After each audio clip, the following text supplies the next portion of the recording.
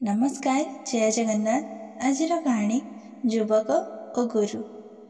जड़े युवक जड़े सद्गुरुंक पाखक जाई तांकर दुख जणाइले। से कहले जे मो विवाह को 4 वर्ष हैला, मो पत्नी देखा सुंदरी, तेबे किछि मास हेलाणी तांको उपरे मोर संदेह जात होइछि। मते लागुछि से जेमिति मो प्रति एकांत भावे विश्वस्त नुहंती। गला किछि दिन तले मो मुंड को एक कथा पोक भली कामुड़िला। मु तांको ए बाबदरे सब कथा कही अत्यंत कटु भावे कहली, किंतु देखिले से सब किछि नीरवरे शुणिले, कौनसी प्रतिक्रिया प्रकाश कली नहीं। परे तांको आचरण एमिति थिला सत्य जेमिति किछि हेले होई नाही।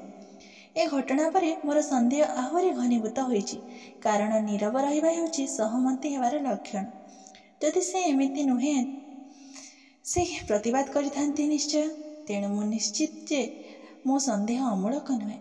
गुरु एक कथा शुणी कहले, हाय रे निर्बोध, तुम पत्नी नीरव रहा तुम्हें भावुच जे तुम्हें जहाँ भावुच ताहा सत, किंतु मु जानुछि जे तुम भली मूर्ख आगरे प्रतिक्रिया रखी निज विवाह को नष्ट करने को से चाहती नहीं। से तुम भली निर्बोध नुहंती, पुणी तुम भली निर्बोध सहित संपर्क बजाई रखा भारी कष्टकर। से बाक से जानती, तांको आचरणरू तुम्हें किछि शिक्षा कर। धन्यवाद।